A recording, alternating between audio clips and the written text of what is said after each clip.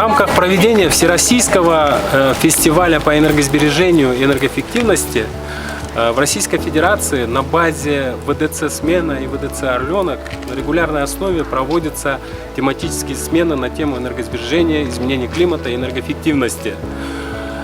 С коллегами и с партнерами мы решили перенять российский лучший опыт, и на базе международного детского лагеря «Жетыген» с 14 августа по 24 августа будет проходить впервые энергетическая смена под названием «Вместе ярче».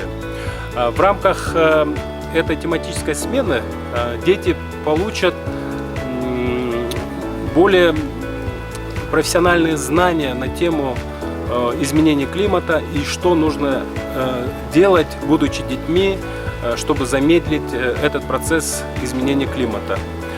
В рамках проведения этой тематической смены также будут проходить разные конкурсы, в которых будут дети участвовать и выигрывать. И самый главный приз – это 5 путевок в ВДЦ «Смена», который будет проходить с 20 октября по 2 ноября